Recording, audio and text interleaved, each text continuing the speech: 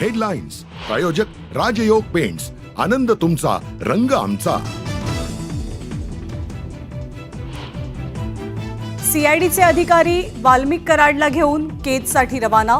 कराडला केज कोर्टात थोड्याच वेळात हजर करणार. रात्री उशिरा रिमांड संदर्भात सुनावणी घेण्याची विनंती कोर्टाकडनं मान्य.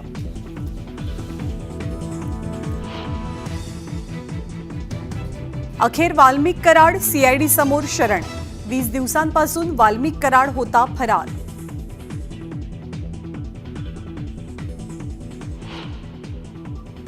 तपासात जे निष्कर्ष निघाले, मी जर दोषी दिसलो तर न्यायदेवतांनी मला जे शिक्षा देईल ती मी भोगायला तयार आहे. न्यायदेवता देईल ती शिक्षा भोगण्यास तयार. शरण येण्यापूर्वी वाल्मिक कराडनं केला होता व्हिडिओ शेअर. गुंडांचे राज्य चालू देणार नाही. हत्येतल्या फरार आरोपींना सोडणार नाही. राज्याचे मुख्यमंत्री आणि गृहमंत्री देवेंद्र फडणवीसांचा इशारा. वाल्मिक कराड एखाद्या राजासारखा पोलिसांसमोर वाहनातनं आला. तो पुण्यात असताना पोलिसांना कसा सापडला नाही? वाल्मिक कराडच्या शरण येण्यावरनं आमदार जितेंद्र आव्हाडांकडनं प्रश्न उपस्थित.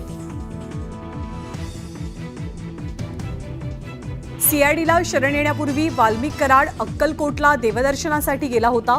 कराड समर्थकांची न्यूज 18 लोकमतला एक्सक्लुझिव्ह माहिती.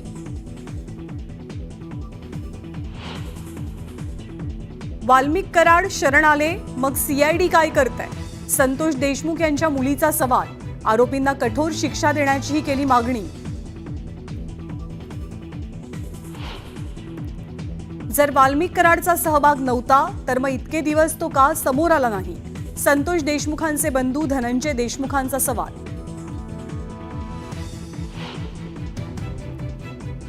संतोष देशमुख हत्या प्रकरणातील एकही आरोपी सुटता कामा नये. सर्व आरोपींची अंडर ट्रायल घेत मोका अंतर्गत कारवाई करावी. मनोज जरांगेंची मागणी.